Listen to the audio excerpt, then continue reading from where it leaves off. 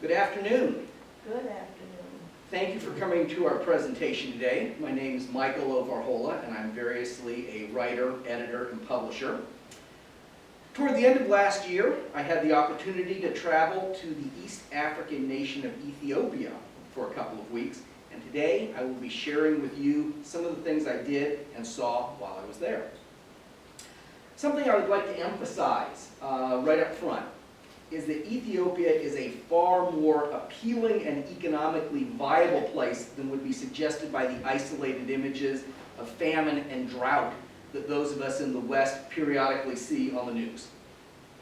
It is, however, still very much what we used to call a third world country, and consequently, as I learned during my recent trip, everything is much more difficult there than it is in industrialized nations.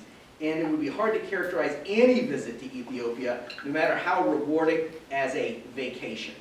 You can't take a vacation in Ethiopia. For anyone who might be interested, this painting of traditional Ethiopian rural life hangs in the National Museum of Ethiopia in the capital city of Addis Ababa. So, after landing in Addis Ababa early on November 23 of last year, I spent a couple of days with my brother and his family, who were living in Ethiopia as a result of my sister-in-law being assigned to the U.S. Embassy there for a 2-year period. After getting acclimated to the capital's nearly 8,000-foot elevation and learning about places I'd be visiting while in country, I boarded an Ethiopian Airlines turboprop passenger plane and headed north to Aksum, the most ancient and holy city of Ethiopia, located in the rugged Tigray region and along the perilous border with Eritrea, with whom there's an ongoing state of war. While in Aksum, I visited several historically and spiritually significant sites, including the ruined palace of the Queen of Sheba, who bore a son to King Solomon, and thereby started the dynasty that ruled Ethiopia almost continuously until 1974. I also saw the royal stelae, which were granite monoliths up to 1,700 years old that commemorate the reigns of great kings, which we can see here on the left. The chapel, believed by many to contain the Ark of the Covenant, which we can see here on the right, and the tomb of Balthasar, one of the Magi who visited the baby Jesus at his birthplace in Jerusalem, according to the Bible and Christian tradition. In the foreground here on the left, we can see a collapsed stela that was about 109 feet tall and weighed 573 tons. While those on the center and right are each around 80 feet tall and weigh up to 187 tons. So these are massive, monolithic granite structures that are about 1,700 years old, and it's amazing the amount of detail you can see on something that is nearly 2,000 years old. In the foreground on the right, we can see the old temple of the Ark of the Covenant in Aksum, and behind it, the new structure that will eventually be used to house the Mosaic tablets and their receptacle, the Ark of the Covenant. Some of you may know, by the way, that Christian tradition has long held that one of the Magi who brought gifts to and visited the baby Jesus at his birthplace in Bethlehem was from Ethiopia. That his name was Balthasar, and that he came bearing frankincense and aromatic resin harvested from trees in his African homeland. This is simply a tenet of faith to members of the Ethiopian Orthodox Church, who also believed Balthasar was a great king of their country, who offered sanctuary to Jesus, Mary, and Joseph in the years after they fled Jerusalem and traveled first to Egypt and then to Ethiopia. So in the Ethiopian Orthodox Church, they believe not just that the Holy Family fled to Egypt, but that after they spent a short time sojourning in Egypt, that they shifted to Ethiopia and spent a number of years there. And there's nothing in the Bible that we use here in the West that actually contradicts that, because there is a gap in Jesus' history. The Ethiopian faithful believe the Holy Family dwelt for a time first in the royal city of Aksum, and then on an island in Lake Tana, the largest lake in Ethiopia, in the northern part of the country, not too far from Aksum. Thereafter returning to Jerusalem so that Jesus could fulfill his destiny there. And we will take questions at the end. We're just going to go through our short, structured presentation ahead of that.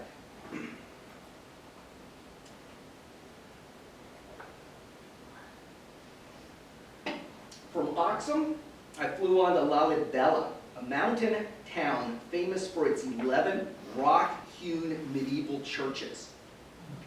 This church is carved from a single block of stone.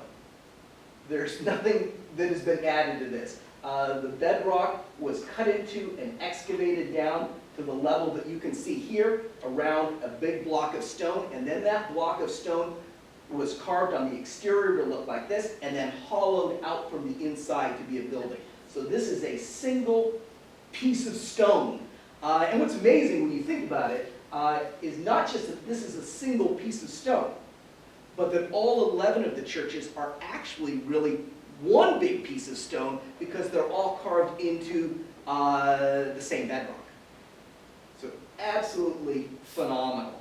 And this is, as I'll note, the Church of St. George, which is the last of the 11 to be created, and the technically most advanced, the most beautiful. So there are 10 others that are all related, but this one is exceptional in all sorts of ways.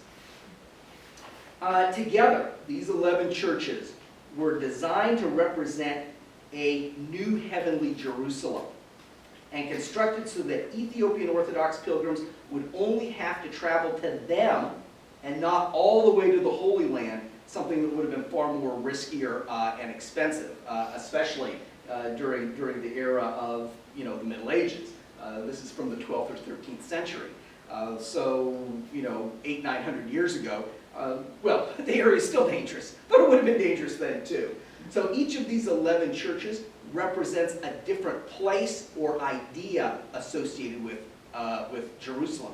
So one of the churches, for example, is called Bet Golgotha, which means the house of Golgotha. So it represents the place where Christ was actually crucified, and it is a church dedicated to that concept.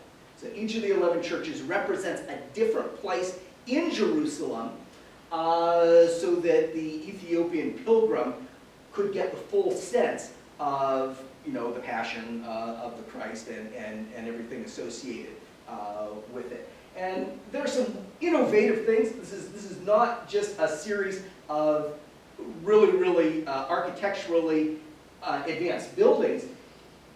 All of these trenches are connected by underground passageways. This is a trench passageway, but they're actually fully subterranean passageways that connect them all. And there are waterways that are carved into them that all end up going to a river Jordan. So all of the drainage and all of the water that flows into all of these areas when it rains all goes into yet a 12th area, which they call the River Jordan, which represents the River Jordan, and which would have been used, which still is used for baptizing Ethiopian Orthodox people in the city of Aksum. I visited all the churches, all the 11 churches, over a 2-day period, and was amazed to learn that for 8 full centuries, they have been continuously staffed by priests and used by the Ethiopian Orthodox faithful for worship. So at no point were these abandoned churches or ruined churches. They've been used for 8 centuries every single day for 800 years. People have gone to Mass in each one of these churches. And there is a priest who's assigned. There is a priest assigned to each one of these churches. So each has its own priest who's responsible for maintaining it and conducting daily Mass and whatnot in it. I also made a pilgrimage to a monastery hidden in the mountain looming above Lalibela, ascending 1,000 feet and hiking about 15 miles round trip. And while I was there, I had an audience with the resident monk and was permitted to view the relics hidden in the mountaintop monastery that he guards. And as noted on the right here, we can see the Church of St. George. St. George is the patron saint of Ethiopia in Lalibela, carved from a single massive block of stone in the late 12th or early 13th century. And there are some interesting reasons why I think St. George is the patron saint of Ethiopia. And if anyone remembers that comment and is interested, I can explain my theory on that at the end. I flew out of Lalibela more than 2 hours late the following day, which is not bad. It sounds bad, but the people who I was hanging out with at the airport and drinking coffee with had been there since the day before. So my 2 hours was not as bad as their 26 hours overdue. And had to, because I got into the city of Gondar late, I had to rush through the various sites there. Gondar is known as the Camelot of Africa, and it is home to numerous Portuguese-inspired, because there were Portuguese missionaries and colonists in Ethiopia in the 17th century, Portuguese-inspired castles, bathhouses, and churches of the monarchs who made it their capital from 1635 to 1855. So for about 240 years, Gondar was the capital of Ethiopia. And once in a while, I'll be talking to someone, or I'll post something on Facebook, and someone will think they're very, very, very clever, and they'll say, well, Gondar, oh, so is that right out of Lord of the Rings? And yes, it is right out of Lord of the Rings. What I discovered when I was in Ethiopia is that many place names and many first-person names turn up in Tolkien's Lord of the Rings. Ethiopia is sort of off our radar in a lot of ways, but to a Christian scholar, a biblical scholar like Tolkien, it would have been seen, he would have understood it as being one of the birthplaces of Christianity, as being one of the cradles of Christianity, and he would have studied it and understood it. And he clearly took a lot of place names and personal names from Ethiopia. Rohan is another one that you might remember from Lord of the Rings, which is also associated with a place in Ethiopia. He took a lot of these concepts and he incorporated them into Lord of the Rings. So when we look at Lord of the Rings, it's all about trolls and orcs and all these Nordic and Northwestern European concepts, but there is a really, really heavy dose of East African Christian religion incorporated into it that you don't really get unless you do make a study of Ethiopia. So I rushed through all the various castles and bathhouses and churches while I was there. A lot of it was ruined in the 19th century. Some of you might be familiar with an incident called the Mahdist War, the Mahdi uprising, where Britain and Egypt fought religious fanatics from the Sudan, led by a man called the Mahdi. And this is not that far from the Sudanese border, and the Mahdist dervishes had swept into Gondar at one point and actually destroyed most of the city. So a lot of what you end up seeing is destroyed. And then a notable amount of what was not destroyed then ended up getting destroyed in World War II. So the building behind this was used by all of it was used by the Italian military, and the building behind this one was badly bombed by the British during World War II. So you do see the destruction of many of the various wars, and not all of it has been remediated.